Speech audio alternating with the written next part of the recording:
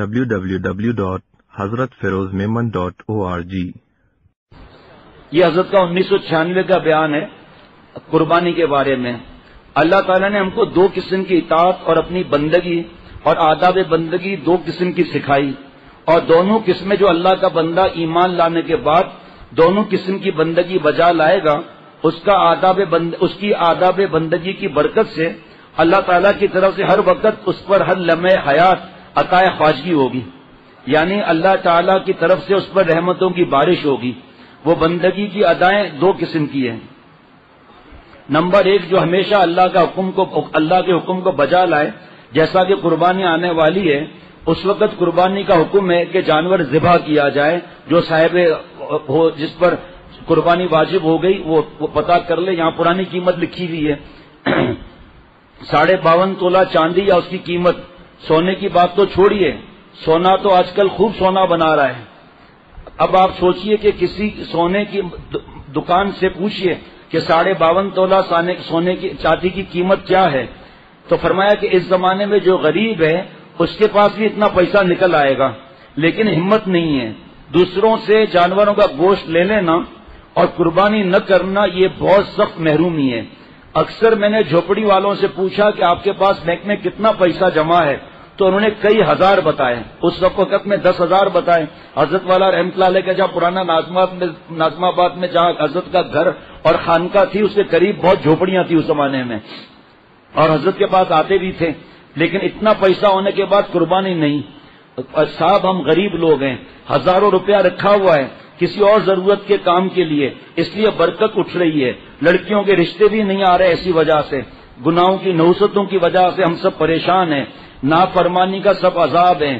لڑکے ہیں تو ان کو لائق بہو نہیں ملتی، ہر طرف سے پورے دنیا پر اللہ تعالیٰ سے دوری کی لعنتیں برس رہی ہے ہمارے گناہوں کی وجہ سے۔ ایئرپورٹ پر بے پردہ لعنتیں، اسکول کالج یونیورسٹیوں میں لعنتیں، مارکیٹ میں لعنتیں، بس اسٹاپ پر لعنتیں، ریلوے اسٹیشن پر لعنتیں، جہاز میں لعنتیں، ریلوے میں لعنتیں، بسوں میں لعنتیں، ہر طرف اللہ تعالیٰ کی رحمتوں کا نافرمانیوں سے مقابلہ کیا جا رہا ہے۔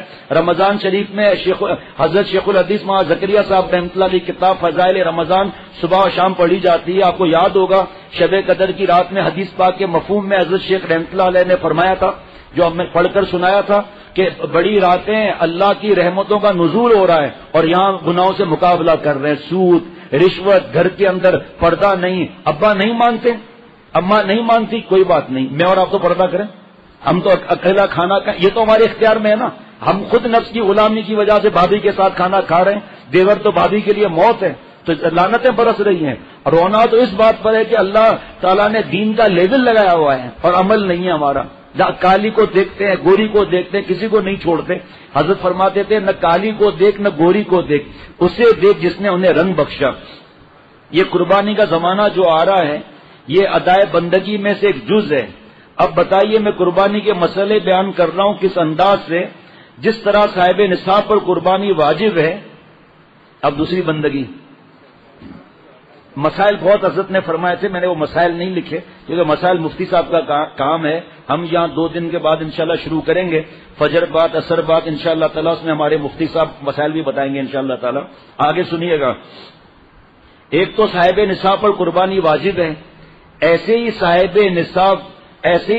نصاب قوت نفس، جس کے اندر نفس میں گناہ کرنے کی طاقت ہے اور نہ کرنے کی بھی طاقت ہے، یہ بھی صاحب نصاب ہے، یہ بھی وہ صاحب نصاب ہے قربانی کے لیے، یہ صاحب نصاب ہیں دوسرے نفس کی قربانی کے لیے۔ یہ اپنی بری خواہش کی قربانی کر دیں، انشاءاللہ اللہ تعالیٰ کے مقرب ہو جائیں گے۔